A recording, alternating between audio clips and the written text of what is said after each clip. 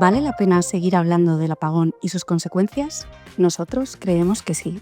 Bienvenidos a esta conversación con Yago de la Cierva, buen amigo y consultor internacional en casos de gestión de crisis. Yago de la Cierva, hola, ¿qué tal? Tú estabas, el día del apagón estabas en una tumbona, como en la portada del disco Crisis.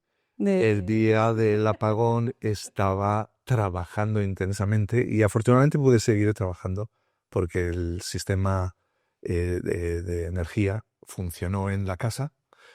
Hacía mucho ruido, pero se trabajaba bien. Así, ¿eh?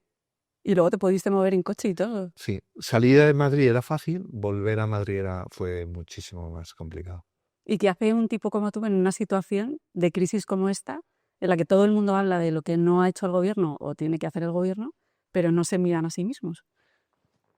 Quizá. Yo creo que No lo sé, a lo mejor me estoy adelantando. la gente como yo que se dedica a las crisis, en el fondo vemos que pasa esto.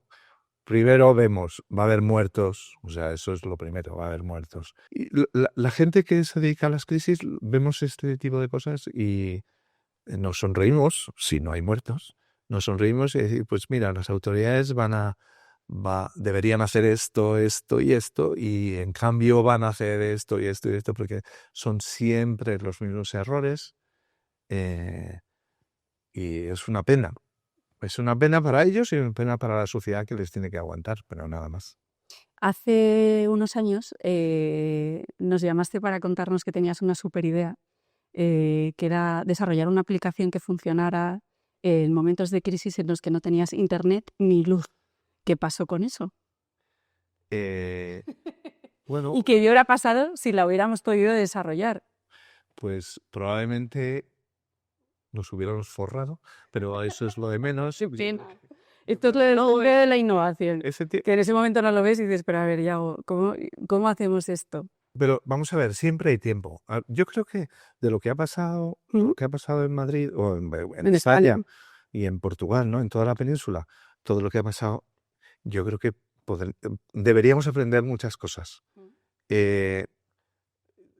Las crisis lo que proporciona inmediatamente a los que están alrededor, y yo creo que todos estamos alrededor porque no hemos sufrido tanto, proporciona digamos, ese empujoncito que hace falta para decir, yo debería prepararme. Esto me puede pasar a mí. Esto no es insólito. Y además, como en este caso no sabemos por qué ha pasado, si no sabemos por qué ha pasado, puede volver a pasar mañana. Y entonces las crisis, o sea, mirar lo que sufren otros en crisis rompe la inercia de esto no me puede pasar o esto me puede pasar, pero estoy suficientemente preparado. Y hemos visto que no. Ha habido empresas que sí, ha habido empresas que se han dado cuenta a las 3, a las 4 de la tarde que estaban sin luz porque todo funcionaba, porque tenían los sistemas de energía bien preparados, porque todo funcionaba. Pero en muchas otras empresas no.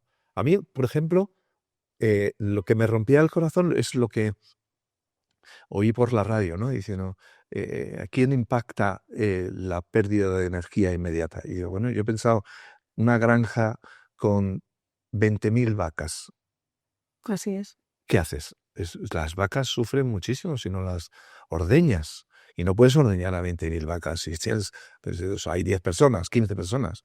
Y eso no solamente sufren, o sea, gritan, o sea, lo pasan muy mal, incluso les puede dañar, ¿no? Las sufres. Y por lo tanto, esto puede hacer muchísimo daño.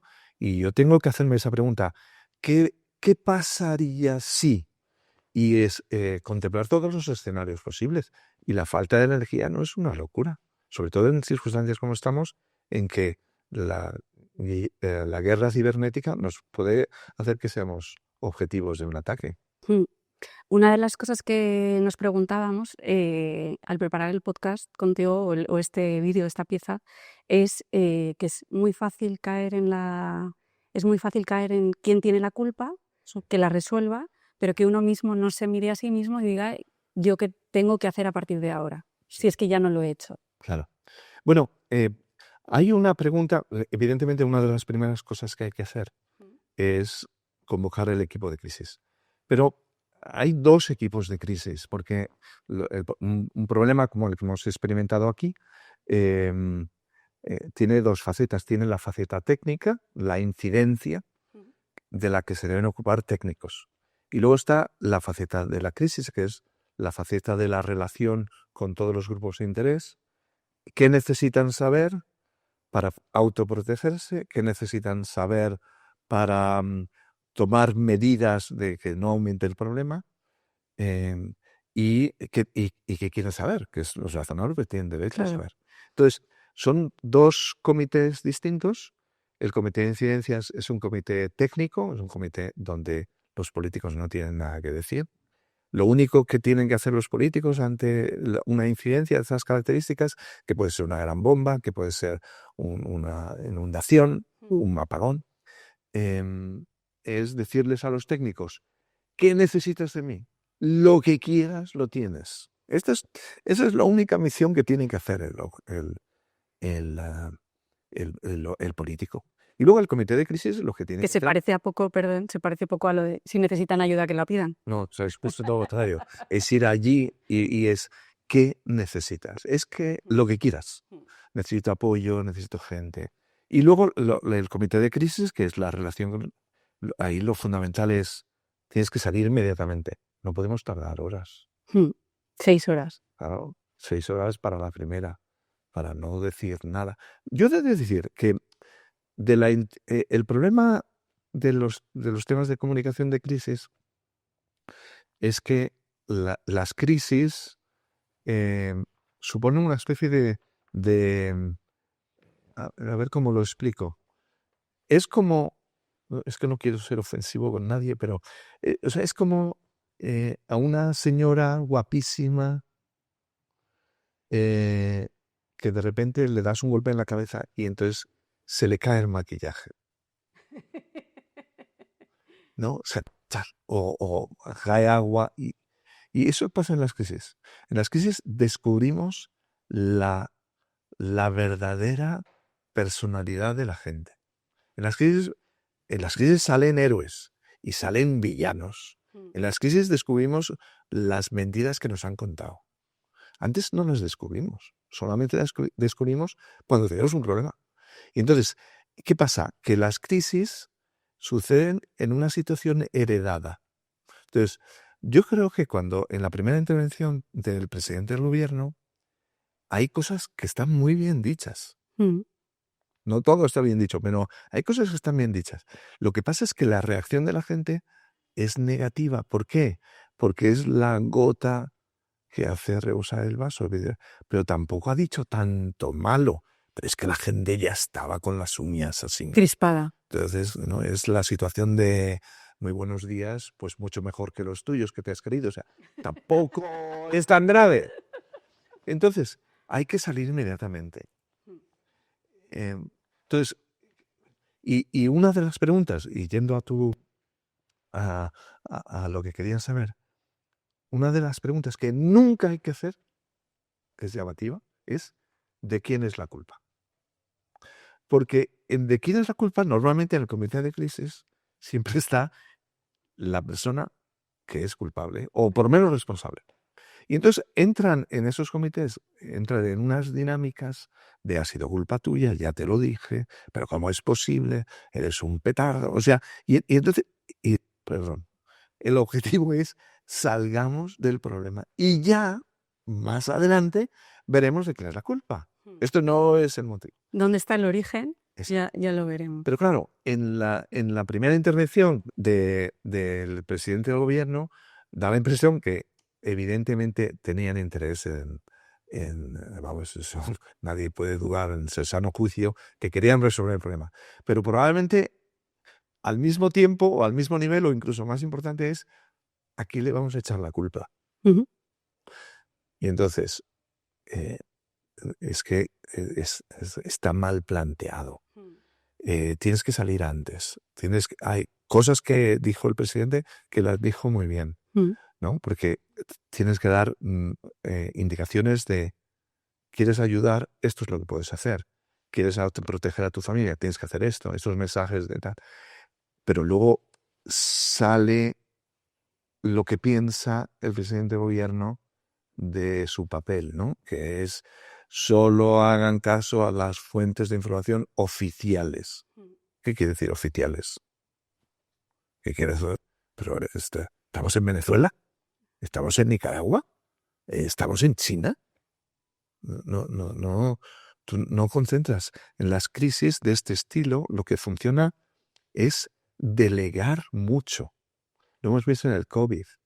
Hay que delegar mucho, hay que dar responsabilidades, delegar y pedir que rindan cuentas continuamente. Y ese no es el estilo del gobierno que tenemos ahora en España. No quiere delegar y por lo tanto todos los que pueden ayudar a algo. Entonces, ese es el problema. En ese sentido, desde DOG y es un poco variado porque nosotros trabajamos para instituciones públicas con tecnología, trabajamos para marcas. Claro, las tecnologías ayudan mucho a que permeen los mensajes, a que lleguen a través de las redes sociales, de webs que están bien construidas. La cosa es cuál es el mensaje que tienes que dar, en qué momento y cómo no alertar a la población en el caso de empresas públicas. Pero ahora me voy al caso de empresa privada. Sí. Claro, una marca que sufre un apagón, un Mercadona, un McDonald's, cualquier servicio que atiende a los ciudadanos, yo creo que también ha sido ejemplar cómo han reaccionado, porque o al menos lo que hemos visto ha debido haber una comunicación interna en la que han contado a sus empleados cómo tienen que reaccionar, en qué punto tienen que cerrar las puertas de la tienda para que... Claro, es que no sabíamos hasta qué hora iba a ser el apagón, para que no haya pillajes, y yo creo que de eso también se puede aprender. Todo el mundo, yo creo que lo interesante de estas crisis es que todo el mundo debe aprender, todo el mundo en todos los niveles, en nivel de la administración pública, por supuesto, en los 3 niveles de la administración pública y también en las empresas privadas, empresas, fundaciones, o sea, hay muchas cosas que aprendimos en el COVID, que una empresa no puede tener un solo proveedor que está en el otro extremo. Totalmente. O sea, que tiene que diversificar porque tiene que tener como una base de si falla esto, puedo continuar, ¿no? Las operaciones, ¿no? Que una incidencia no bloquea completamente la empresa. Pero en estas situaciones todos deberíamos aprender porque hemos padecido un tipo de crisis que es falta de electricidad. Pero puede haber más cosas, puede haber una tormenta solar que nos quedamos sin electrónica y eso es perfectamente posible. Con el COVID, vamos a ver, el COVID fue terrible, pero el COVID afectó sobre todo a gente con condiciones médicas graves y gente muy anciana. Imagínate que es un virus muy semejante que afecta principalmente a los menores de 15 años. Eso es gravísimo. Es gravísimo. No se transmitía casi, o sea, se transmitía pero en cercanía, pero no se transmitía de otros modos que hubieran sido muchísimo más terrible. Y en cierto modo también aceleró mucho o sea, el COVID lo que ha hecho ha sido posibilitar la aceleración en términos de comunicación, ¿no? De poder teletrabajar desde casa, poder comunicarse desde otros lugares, poder trabajar con otros países. Claro. Tú y yo estuvimos metidos en una crisis, ¿te acuerdas? En Centroamérica, con una compañía que es cliente nuestra. Y les pudimos ayudar porque estábamos aquí. Exacto. Sí. Y ellos pudieron generar mucho impacto en su país gracias a las acciones que llevaron a cabo. En el fondo, yo creo que lo prudente para un empresario es dedicar tiempo a pensar. A veces, digamos, los directivos están muy ocupados en lo inmediato, en resolver los problemas de hoy, de mañana y del fin de semana siguiente. Pero necesitamos dedicar tiempo a pensar. Y parte de ese pensamiento estratégico está en la gestión de riesgos. O sea, tenemos que conocer cuáles son los riesgos en general del ámbito del entorno propio, físico, pero también de la propia industria en la que uno se mueve. Y por lo tanto, pensar, anticiparse, minimizar los riesgos y preparar una respuesta inmediata si los riesgos que hemos intentado evitar no ha sido posible. Eliminarlos del todo, porque nunca se pueden eliminar de todos. Teniendo en cuenta que la mayoría de los riesgos tiene que ver con las personas. Las personas son cajas de sorpresa. Y personas magníficas de repente pues se tuercen o hay un factor que les desestabiliza. Y la mayoría de las crisis tienen que ver con personas concretas que toman decisiones equivocadas, a veces justificadas, pero equivocadas, o que no informan de algo. Y esos riesgos siempre van a estar ahí. O sea, porque en un entorno empresarial tienes que confiar de la gente. En Italia hay una frase que dice: fiarse está bien, pero no fiarse es mejor. ¿No? Que es una frase que sí es cierta, eso sí, ¿no? Y entonces decir, pero yo tengo que fiarme, pero tengo que estar preparado por si algo falla. O sea, que las crisis empiezan antes que la propia crisis. Bueno, las crisis, lo más importante de las crisis es la prevención. Claro. O sea, la gestión de la crisis, cuando la crisis ya ha estallado, le llamamos limitación de daños. O sea, es yo como, ¿no? Es damage control. Y cómo limito los daños. La buena gestión de crisis es la gestión preventiva. Que es cómo evito, y la gente que se puede poner medallas tampoco tiene claro que se puedan poner medallas, porque en el fondo es, yo he evitado esta crisis, pero tampoco puedes hablar de ella.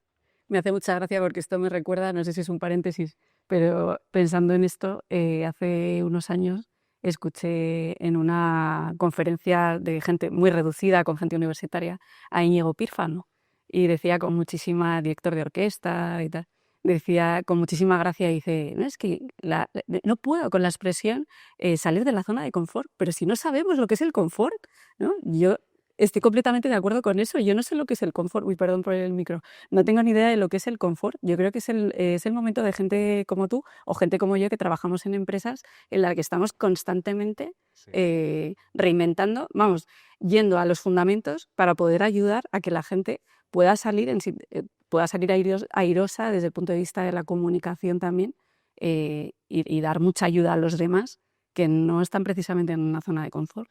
Sí.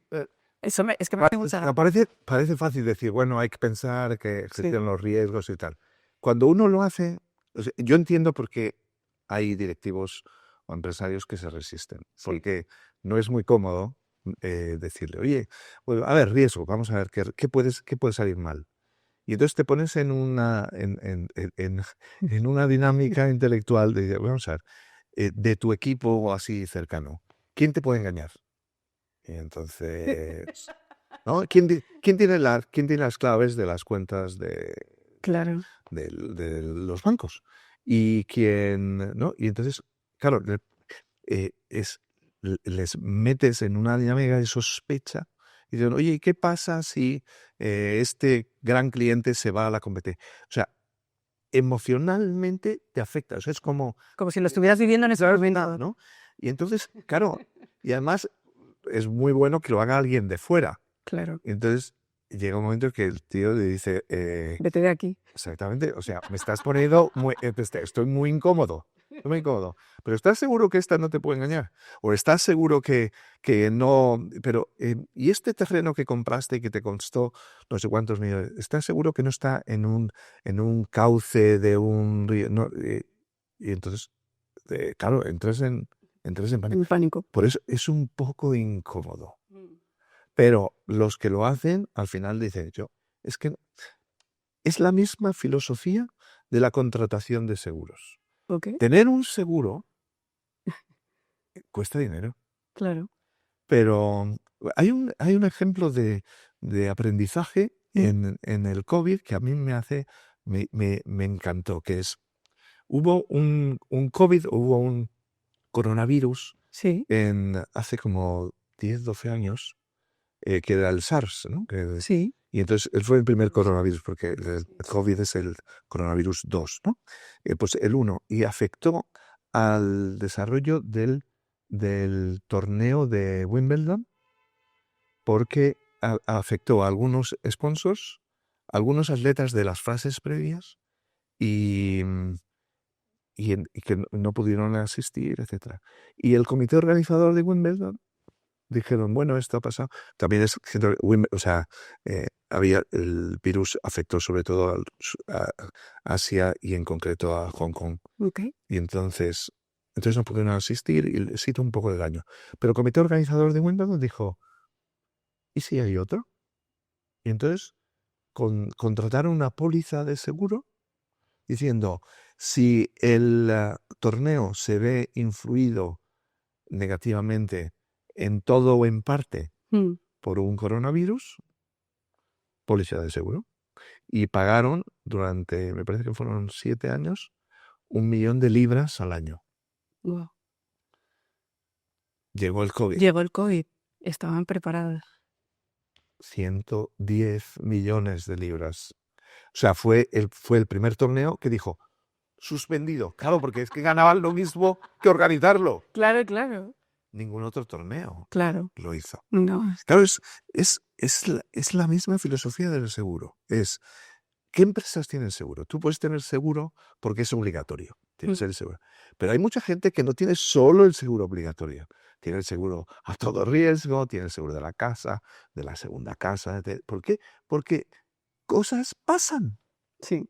Entonces, en vez de asegurar que puedo recuperar lo que he perdido, a veces en las operaciones empresariales nunca, por ejemplo, yo trabajo donde trabajo y entonces el día del apagón teníamos una clase que dar para empresarios online, una clase online para empresarios israelíes.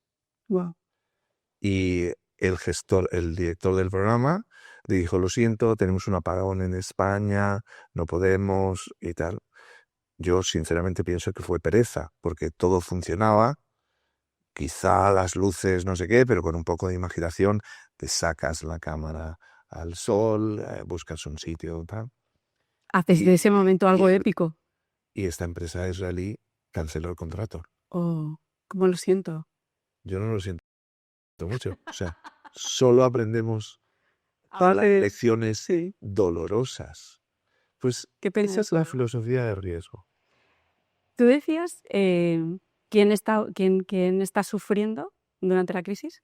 Yo también me hacía una pregunta que no soy tan buena como tú. Esa me la hice, pero luego pensé, ¿quién se está enriqueciendo? ¿Quién se puede enriquecer de esto? ¿Quién se puede enriquecer? Vamos a ver, se pueden enriquecer primero. Ok. Es decir, si en la Plaza Mayor de los 30 bares que hay 2 que tienen grupo electrógeno, es que se pueden forrar. Hacen el agosto. Y entonces, o sea, se benefician los que se han preparado, ¿no? Ok. Se benefician a gente por pura chiripa, o por pura suerte. Sí. Y eso pasa mucho en las crisis, que hay un elemento de buena suerte o de mala suerte que te puede afectar y ya está. Y luego se benefician los sinvergüenzas. Los sinvergüenzas que ven una oportunidad ¿no? O sea, yo estoy seguro que en muchos sitios que se fiaron de gente, dicen, pues no te puedo pagar porque el lector de tarjeta no funciona y tal, pues mucha gente pagó, vino después, aquí está, y además le dejó una propina. Y algún sinvergüenza pues aprovechó para desaparecer, ¿no? O sea, las situaciones de crisis son situaciones en que desaparecen las normas, ¿no? Y por eso hay héroes y hay pillos. Y villanos. Totalmente. Oye, ¿y qué necesitamos? Yo me acordaba en este tiempo de portavoces que son absolutamente maravillosos, como fue el descubrimiento de la primera ministra de Nueva Zelanda, ¿no? Zelensky, bajo mi punto de vista, era una persona que cuando salió en las elecciones, todos, ¿no? Este señor viene de hacer series de televisión y se ha demostrado que es un tipo... ¿Por qué cuesta tanto tener portavoces fiables? ¿O qué necesita? Voy a mejorar la pregunta. ¿Cómo podemos hacer para que realmente las instituciones tengan portavoces fiables que ante una crisis no solo ellos mismos se superan, descubres en ellos algo más? Pienso también en el alcalde de Madrid cuando fue Filomena y en el momento del COVID. Creo que es una persona que tampoco, y que su imagen mejoró, pero también mejoró la confianza de los ciudadanos que nos falta en este país. Quizá es lo que tú dices del principio de que ha sido, o sea, que también hay gotas que colman un vaso y ya no te crees nada de lo que sale. Para ser un buen portavoz necesitas dos cosas. Un aspecto es el aspecto técnico, de cómo planteas el mensaje, cómo hablas, cómo te diriges a la gente, entiendes qué te van a preguntar, es decir, entiendes cuáles son las inquietudes de la gente a las que tienes que responder, ¿no? Y eso es un aspecto que se aprende en un par de días, no pero hay un segundo aspecto que no se aprende, que es quién eres tú. O sea, cómo la persona que está al frente de una institución asume su responsabilidad. Entonces hay gente que en una crisis su principal objetivo es protegerse, o sea, limitar su responsabilidad. Y entonces ahí la tentación es decir, es a quién le echo la culpa, a quién acuso, ¿no? Y hay otra gente y hay otras personas que lo que hacen es cómo ayudo a la gente. No me importa de quién es la culpa, no me importa si es culpa mía. Y entonces, la cuestión realmente de portavoces, dejando fuera lo técnico, porque puede ser perfecto desde el punto de vista técnico y suscitar rechazo, porque lo que la gente ve es, detrás de esa técnica, ve un liderazgo equivocado, un liderazgo tóxico. Entonces, y eso nos aprende. El liderazgo bueno, el liderazgo de vamos a sacar a la gente del problema y luego ya examinaremos las causas. Y si yo soy culpable, por supuesto que me voy, pero ahora vamos a arreglarlo. Y cuando la gente ve eso, la gente ve que no tienes miedo a las consecuencias que tú puedes sufrir, entonces la gente se tranquiliza. Dice, porque piensa, estamos en buenas manos. Estamos en buenas manos. No se está escondiendo. Por eso hay que salir inmediatamente. Porque el salir inmediatamente lo que te está diciendo es que no me... Estoy aquí. O sea, fíjate, a veces, y eso es una tentación en un momento de crisis, es ¿cómo voy a salir si todavía no tengo toda la información? Y es al revés. Sales para decir, no tengo toda la información, pero sé que tenemos este problema, estamos investigando todo lo que sea necesario, tenemos los equipos y lo vamos a resolver. Y das una serie de mensajes de autoprotección. Pero, es decir, una parte que está a caballo entre la formación técnica del portavoz y la formación del líder es ser capaces de una cosa que es muy difícil, que es ser ambiguo. O sea, dice, bueno, ¿cómo voy a ser ambiguo? No, es que hay que ser ambiguo. En las situaciones fluidas, yo no puedo demostrar seguridad total porque no es cierto. Bueno, de hecho, quienes han sentado cátedra sobre lo que no podía pasar de ningún modo, hoy están siendo cuestionados. Entonces, por eso en la crisis como hemos pasado del apagón y en todas las crisis técnicas, yo necesito que el líder salga. Pero el líder, lo que necesito es que se vea que estoy allí, que esta es mi primera prioridad. Por eso cuando vemos lo de la Dana, independientemente de quién sea la causa, de quién era responsable o no, la idea de que las autoridades autonómicas no salga, está mal. Mm. Está mal. Mm. Tengan la culpa o no la tengas, tienes que salir. Y además no debes salir solo. Tienes que salir con el técnico. ¿Por qué? Porque la gente quiere hacer preguntas. Mm. Y salir para hacer una declaración sin admitir preguntas, muy malo. Es muy malo, sí. Y entonces tú necesitas, claro, vamos a ver, no voy a dar nombres, pero ¿quién es la presidenta de Red Eléctrica? ¿Qué formación tiene? Es una registradora de la propiedad. Quizá me pongo en el peor de los casos, pero ¿sabe distinguir entre vatio y voltio? No lo sé. No lo sé. Entonces, yo entiendo que no salga, porque dice, me van a hacer preguntas y que yo pues sé, digamos, cómo se inscribe una propiedad inmobiliaria en una zona, lo sé. Y yo necesito salir al lado del técnico. Mm. Yo necesito, hay no sé, que puede ser policía, puede ser alguien de la empresa, puede ser un experto en ciberataques. El líder dice, lo vamos a arreglar, y preguntas técnicas, aquí, preguntas políticas o sociales de cómo va a responder la sociedad, aquí estoy yo. Mm. Y eso hay que hacerlo inmediatamente. Y eso se puede hacer inmediatamente. Y se puede preparar también. Y se debe preparar. Yo, vamos a ver, como afortunadamente todos los riesgos no desembocan en crisis, Mm. tenemos muchas posibilidades de prepararnos. No sé si os recordáis, no sé si te acuerdas que hace como 2 años hubo un terremoto en el norte de Marruecos. Sí. En el Atlas, Mm. un terremoto que destruyó. Una burrada, sí. Fue desastroso. Sí, muchos muertos. Perfecto. Mi pregunta es, ¿compartimos falla con ellos? O sea, la falla del Atlas es la misma de Sierra Nevada. Mm. Todos los ayuntamientos de Granada, del sur del sur de Andalucía, del sur de España, dijeron, ¿y si me pasa a mí, qué hago? ¿Hicimos ese ejercicio?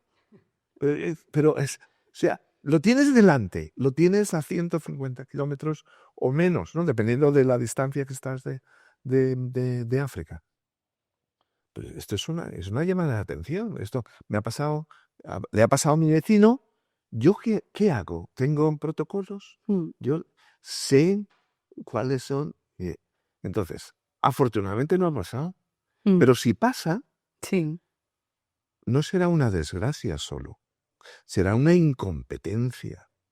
Porque no es. Ya habías tenido luces que te estaban avisando. Están diciendo, pero es que España no es zona sísmica. Bueno, No existe eso. Existe zona sísmica grande, mediana, pequeña, y ahí aprendemos. Aprendemos, o sea, por ejemplo, la misma gravedad del terremoto, del último terremoto que hubo en San Francisco, que fue un desastre para las infraestructuras, el mes antes o 2 meses antes hubo lo mismo en Japón. En Japón no hubo víctimas y hubo desconchones en las paredes. Y en San Francisco se cayeron edificios enteros y tal. En México lo mismo. ¿Por qué? Porque Japón está preparada. Porque es una cosa seria. Entonces, para las autoridades públicas son llamadas de atención. Desde el punto de vista de nuestro trabajo, de nuestro servicio a los clientes, sí que hemos visto con un retorno también en las plataformas de redes sociales. Tú y yo hemos vivido el inicio de las redes sociales cuando tú eras mi jefe. Allá vivimos el inicio. Las redes empezaron a ser, no me voy del tema, empezaron a ser lugares de conversación. Tú lo que hacías era estar en conexión con la gente. Se han convertido con el paso de los años en plataformas de contenidos. Pero fíjate que yo creo que después de varias crisis mundiales que se han vivido, el COVID y las propias plataformas están volviendo al origen de lo que eran plataformas de conversación one-to-one. Y eso es lo que premian.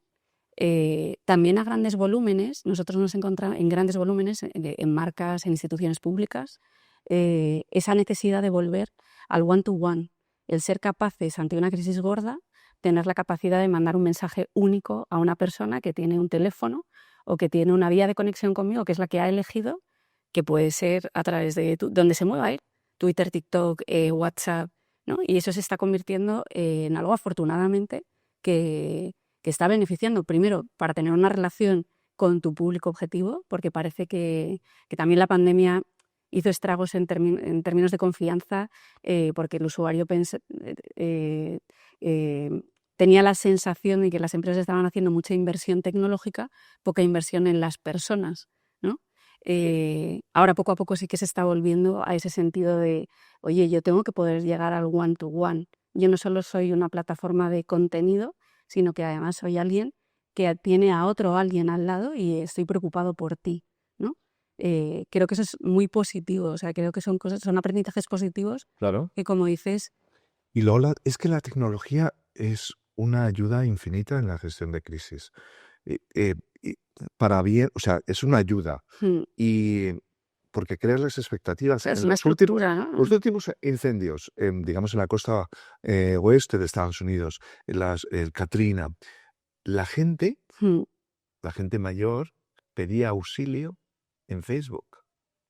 Así es. Entonces, y además, la ayuda que le daban, porque pues digamos, funcionaron muy bien las wikis. O sea, es decir, oye, ¿cómo se sale de que hay un incendio? Debes ir hacia arriba, en la montaña, debes ir hacia abajo, debes buscar un cauce. O sea,